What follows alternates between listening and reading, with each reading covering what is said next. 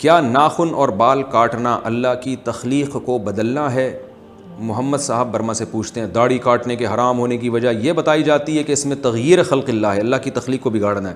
تو جو ناخن مونچھ وغیرہ کاٹتے ہیں اس میں بھی تو یہ وجہ پائی جاتی ہے، حالانکہ اسے سنت کہا جاتا ہے. اس کے بارے میں وضاحت کر دیں.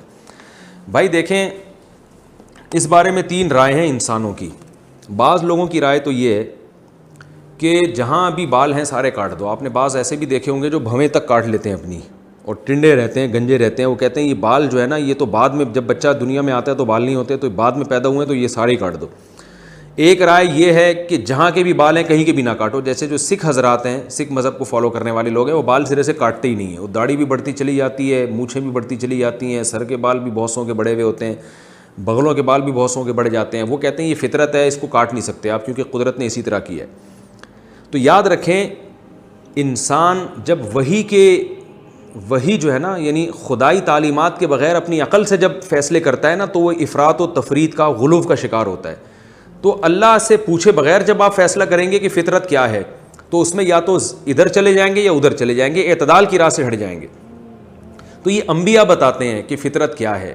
ہم خود سے ہر چیز کے بارے میں فیصلہ نہیں کر سکتے کہ فطرت کیا ہے.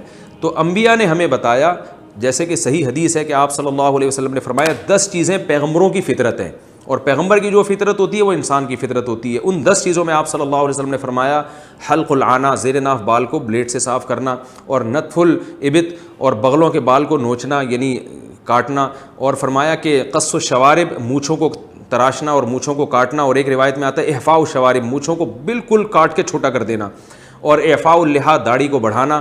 اور یہ تمام چیزیں، تو اس سے ہمیں یعنی پتہ چلتا ہے کہ اور اس میں اسی طرح ناخن کاٹنے کا بھی ذکر ہے. تو خود سے انسان کے لیے فیصلہ کرنا کہ کیا نیچر ہے کیا نیچر نہیں ہے، یہ بسا اوقات انسان اس میں غلطی کرتا ہے. یہ وحی کی تعلیمات کے بغیر آپ کے لیے ممکن نہیں ہوتا. تو اسلام نے ہمیں بتا دیا کہ اس میں اعتدال کا راستہ کیا ہے کہ نہ سب جگہوں کے بال بڑھانے اور نہ سب جگہوں کے کاٹنے ہیں.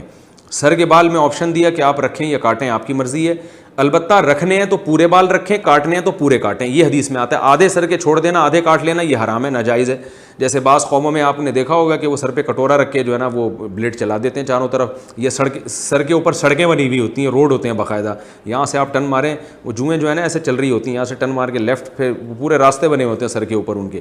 زیبرا کراسنگ ہوتی ہے سر کے اوپر، وہ جائز نہیں ہے. سر کے بال پورے رکھیں یا پورے کاٹ دیں، اور بال رکھنے ہیں تو برابر رکھیں چاروں طرف سے. تو سر کے بالوں میں آپشن دیا گیا کہ پورے کاٹ لیں یا پورے رکھ لیں، آپ کی مرضی ہے. اور داڑھی کے بالوں میں حکم دیا گیا کہ بڑھانا ہے. مونچھوں کے بارے میں حکم دیا کہ کاٹنا ہے.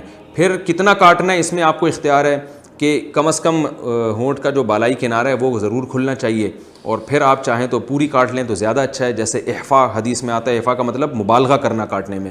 اور اگر قص کرتے ہیں، حدیث میں قص کا لفظ بھی ہے، تراشنا یعنی مونچھیں رکھنا چاہیں تو وہ بھی رکھ سکتے ہیں آپ. اور داڑھی کے بارے میں آپ کو بڑھانی پڑے گی، اور بغلوں کے بال آپ کو کاٹنے پڑیں گے. تو یہ فیصلہ کہ کہاں کے بال رکھنے ہیں کہاں کے نہیں رکھنے، یہ ہمیں قرآن و سنت نے بتا دی ہیں. اور جو چیز اللہ اس کے رسول بتائیں وہی فطرت ہے. تو انسان بہت سی چیزوں میں خود فیصلہ نہیں کر سکتا. جن قوموں نے خود سے فیصلہ کیا وہ افراط و تفرید کا شکار ہو گئے ہیں، جو ساری دنیا دیکھ رہی ہے ان کے حالات.